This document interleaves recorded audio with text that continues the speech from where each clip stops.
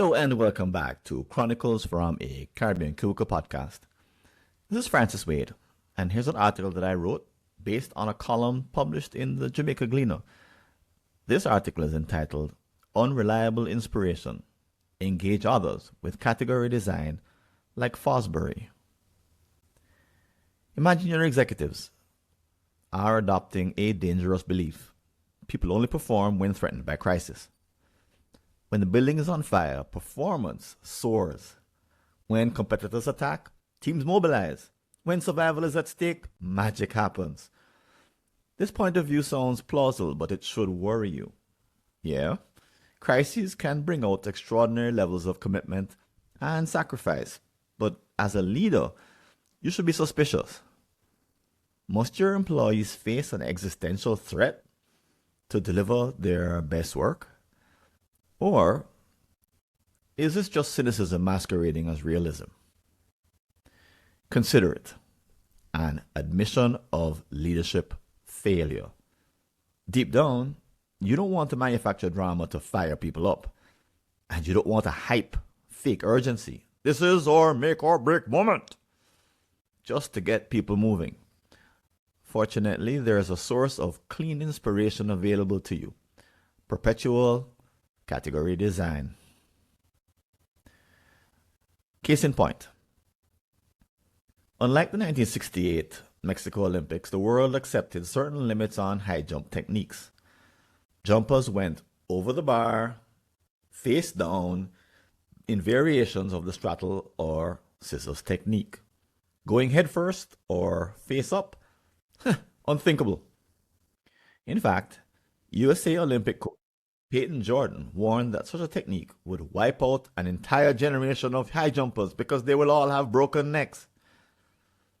Yet a time traveler from the 1992 Olympics would be utterly confused. By then, 100% of jumpers were defying Jordan's accepted wisdom, arching backwards over the bar in what became known as the Fosbury Flop. What had happened? Well, Dick Fosbury created a new category of high jump. Working almost alone as a high school student, he experimented with an approach that took advantage of recently introduced foam landing pits. Over time, he transformed from a mediocre athlete into a 1968 gold medalist who revolutionized his sport forever. And no, there wasn't a crisis afoot. No Olympic committee threatened to eliminate high jump. No injury forced his hand. He was simply a college student on track to become a civil engineer, competing in an era when track and field offered few monetary rewards. He innovated because the possibility excited him. Your employees want this. In your organization, there's a special kind of employee who understands this possibility. They're frustrated because executives don't. You'll hear them complain that leadership thrives on the adrenaline of surprise disruptions, that short-term firefighting crowds out long-term thinking. They'll point out something more troubling. Crisis addiction actually creates more crises. It's a self-fulfilling prophecy. Consider the pattern. Organizations that lurch from emergency to emergency often discover their problems took years to develop. The talent shortage that hits during a critical launch, the technology debt that cripples during expansion, the cultural dysfunction that surfaces when pressure mounts. These weren't surprises. Someone saw them coming, someone raised concerns, but leadership was too busy fighting the last fire to prevent the next one. Category design as alternative. What if those organizations had practiced category design instead?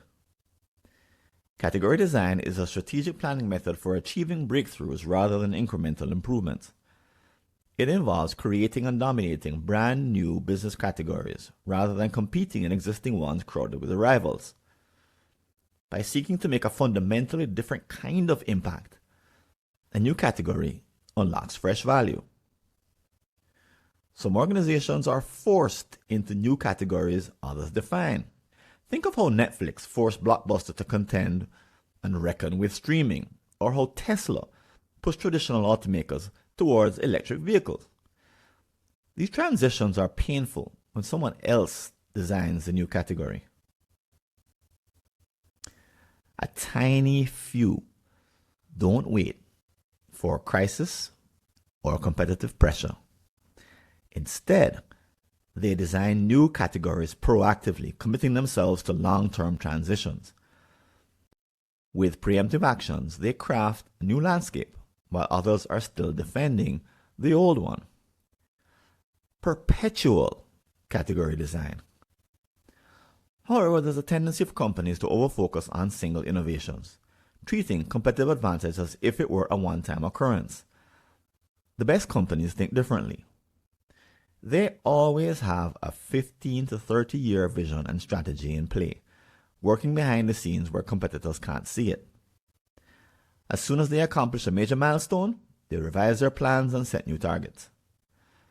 This is the only way to transcend the human tendency to leap big hurdles, then lose the capacity to imagine further obstacles. Without perpetual category design, organizations stagnate after victories, endlessly reciting prior successes. Their constant chest beating gets in the way of fresh thinking. To help your organization avoid this trap, follow these steps inspired by the Category Pirates. Name the current category game. What category are you and your competitors playing in today? What are its defining rules and assumptions? Dive deep into unmet needs. What do your customers or stakeholders truly need that no one is adequately addressing? Where is everyone solving the wrong problem? Frame a new point of view. What different lens or perspective reveals new possibilities? What becomes possible when you reject conventional wisdom?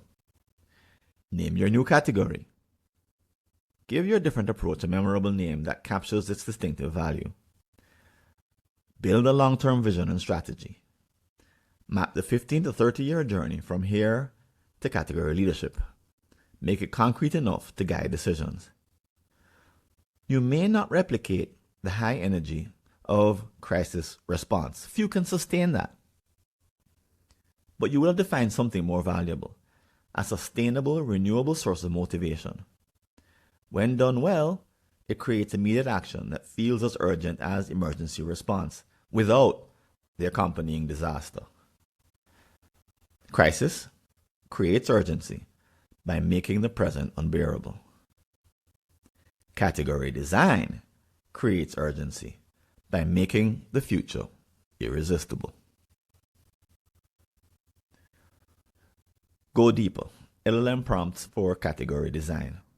So here are 6 prompts that I suggest you use with your favorite LLM. Prompt 1. Diagnose your crisis addiction. I lead a team organization in your industry. Help me identify signs that we might be addicted to crisis-driven performance. Ask me 5 to 7 diagnostic questions about our leadership patterns, planning practices, and team behaviors. After my responses, analyze whether we're running on crisis energy versus sustainable inspiration. Prompt number 2. Map your current category. I work in, describe your industry or sector. Help me clearly define the category game my organization is currently playing. Ask me questions about, number 1, what business we think we're in. Number 2, who we compete with and how. Number 3, the rules everyone follows. And 4, what winning looks like. Then show me the invisible assumptions constraining our thinking. Prompt number 3, discover unmet needs. Act as a strategic interviewer, helping me uncover unmet customer, stakeholder, or beneficiary needs. I serve, describe your audience. Ask me probing questions about what they hire us to do, what they settle for, what they complain about, and what they've stopped asking for. Help me see the gap between what we deliver and what would truly transform their situation. Prompt number 4, design your new category. Based on this context, paste your responses from prompts 2 and 3. Help me brainstorm 3 to 5 potential new category positions for my organization. For each option, 1. Name the new category. 2. Explain how it's fundamentally different from our current category. 3. Describe the distinctive value it unlocks. And 4. Identify the biggest obstacle to getting there. Prompt number 5. Build your Fosbury moment. I want to create a Fosbury Flop innovation in my field. Like Dick Fosbury, I want to question a fundamental assumption everyone accepts. In my industry, describe your industry, help me identify 3 to 5 sacred cows, techniques, practices, or beliefs that everyone follows but no one questions. Then help me imagine what becomes possible if we challenge each one. Prompt number 6. Create your 15-year vision. Help me draft a compelling 15-year vision for category leadership. I want to shift from current category to new category concept. Ask me about our unique advantages, the milestones we need to hit, the capabilities we need to build, and the legacy we want to leave. Then help me write a vivid 2-paragraph vision that makes this future feel irresistible to my team.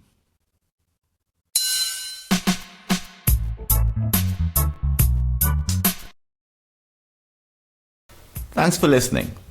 Do you have an unsolved problem in your Caribbean company related to strategy, productivity, engagement, or business process improvement? Just visit a searchable listing of all my prior articles and you may be able to help yourself to a fresh line of thinking. Go to blog.fwconsulting.com or see the show notes.